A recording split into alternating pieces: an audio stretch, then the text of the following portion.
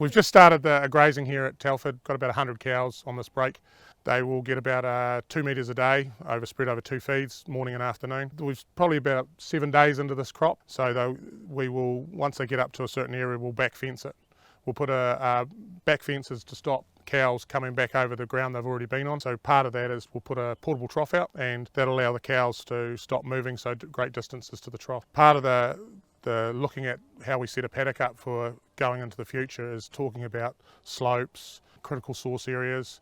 So in this paddock here behind me, we've got a slope of approximately 11 degrees flying off to the back of me, and then we have to think about that for feeding cows from top to bottom. Also, that allows us to, at the bottom of the gully behind me, we can put a break fence up. It's like a buffer zone in the CSA, which is between, well, you can make it as wide as possible. This case here, we've gone a bit further. So we've gone probably 10 to 15 metres, and we've got a fence all the way up there, and the cows will graze down to that buffer zone, and then when the weather allows, we will graze that buffer zone off, only when dry conditions, less pugging. So that buffer zone catches all the sediment, all the nutrients and things like that get lost off the ground from the cows grazing at the top. So when there's heavy rainfall, all that's captured by that filter system, so we don't lose it down the gullies and down into other tiles or into streams. So part of working that out, which is very hard, you have to do a mapping system of your whole farm.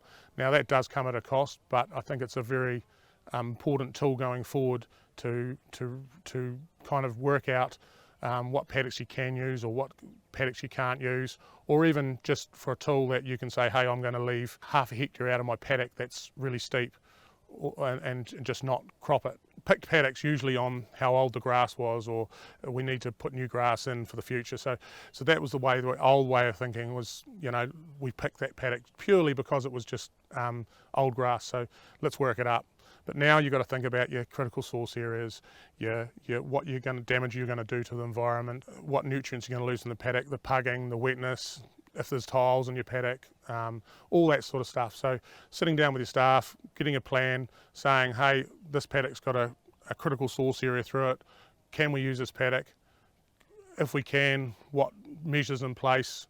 So part of planning for your wintering, you want to think about adverse weather. So whether we all get it, we all get either downfalls of rain or snow or severe gales, or so we've got to think about the cow's welfare, whether it'll be better off coming off that paddock, whether you're going to do damage. So the easiest way is to keep an eye on your weather. Normally you get a pretty good heads up when the weather's coming, so you want to have plans in place. What if this happens?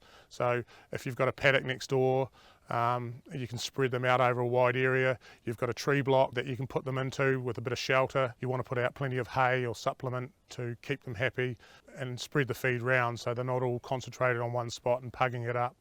So whether you've got a silage wagon or a bale feeder, all that kind of stuff helps. So what you want to focus on with critical source areas is getting your contractor or whoever's doing your groundwork to cultivate the right way. So if you're heading down the sides of the gullies rather than down through them, and keeping that good buffer zone. So a buffer zone normally and should always be untouched ground. So don't work it up.